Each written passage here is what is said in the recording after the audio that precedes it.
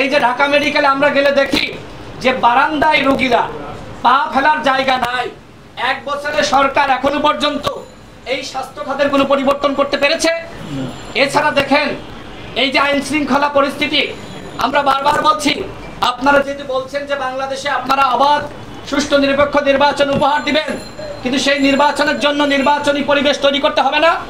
এখনো পর্যন্ত গ্রামগঞ্জে মারামারি, হানাহানি, বিদ্বেষ, রাহাজানি, এগুলো কেন? এইভাবে কি আন্তর্জাতিক মানের বাংলাদেশের ইতিহাসের সবথেকে গ্রহণযোগ্য নির্বাচন উপহার দেওয়া যাবে? যাবে না। সুতরাং সরকারকে বলবো এই স্বাস্থ্য খাত এবং আইন শৃঙ্খলার দিকে মনোযোগ দেন। আপনারা দেখেছেন এই মাইলস্টোন কলেজে যে দুর্ঘটনা ঘটেছে, এইটাকে কেন্দ্র করে আমাদের শিক্ষা উপদেষ্টার অযোগ্যতা জাতির সামনে প্রকাশিত হয়েছে।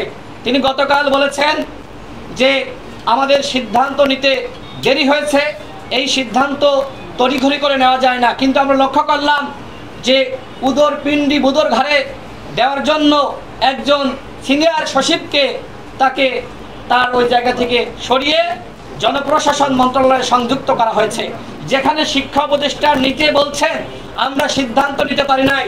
তাহলে কেন তড়িঘড়ি করে এই সচিবকে তার জায়গা থেকে সরিয়ে তাকে অপদস্থ করা হলো?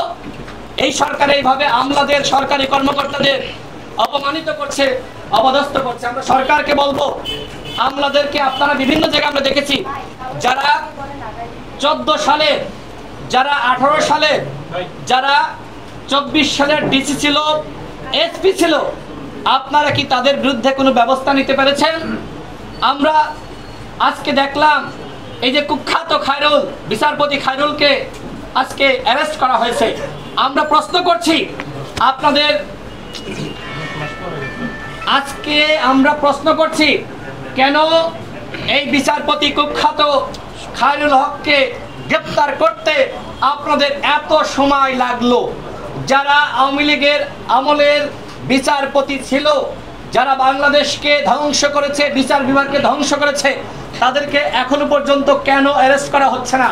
কেন 14, 24, 18 সালের ডিসি, এসপি, ডিআইজি যারা শেখ হাসিনাকে ক্ষমতায় রেখেছিল, তাদেরকে কেন মামলা দিয়ে অ্যারেস্ট করা হচ্ছে না? আমি সর্বশেষ বলবো যে এই সরকার 1 বছরে এখনো পর্যন্ত দৃশ্যমান কোনো সংস্কার করতে পারে নাই।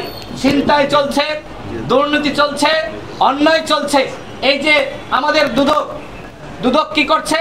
সরকার বলেছিল যে আমরা প্রত্যেক মাসে উপদেষ্টারা, সরকারি কর্মকর্তারা, সচিবরা সম্পদের হিসাব জাতির সামনে দাখিল করবে। এই 1 বছরে একটি বার করতে পেরেছে? পারে নাই। বরং আমরা লক্ষ্য করছি বিভিন্ন জায়গায় তদবির বাণিজ্য চলছে, বিভিন্ন জায়গায় অরাজকতা চলছে, বিভিন্ন জায়গায় টেন্ডার বেচাকিনার নামে 10% কমিশন মন্ত্রণালয়কে দেওয়া লাগছে। এই জন্য তো গণঅভ্যুত্থান হয়নি, এই জন্য তো এত মানুষ শহীদ হয়নি। আমরা এই তরুণরা, আমরা নতুন বাংলাদেশের প্রত্যাশা করেছিলাম যে ডক্টর মোহাম্মদ ইউনূস, যার হাতে এই বাংলাদেশ নিরাপদ, যাকে আমরা সবাই মিলে সমর্থন দিয়েছিলাম, কিন্তু আজকে লক্ষ্য করছি ডক্টর মোহাম্মদ ইউনূসের বিরুদ্ধে নানান অভিযোগ, স্বজনপ্রিয়তার অভিযোগ স্বয়ং হাসনাত আব্দুল্লাহ নিজে করেছেন।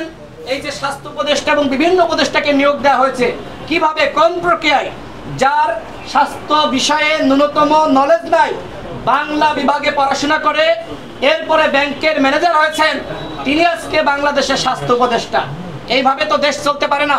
আমরা সরকারকে বলবো, আপনাদের হাতে যতটুকু সময় রয়েছে এই সময়টা কাজে লাগান, দলগুলোর সাথে বন্ধুত্ব বাড়ান, সম্পর্কের উন্নয়ন করান।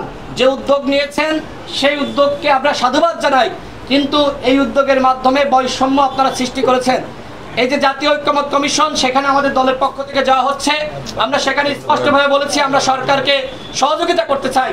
কিন্তু সরকার যদি এইভাবে বৈষম্য সৃষ্টি করে, তাহলে কিন্তু দলগুলো সরকারকে সহযোগিতা করবে না।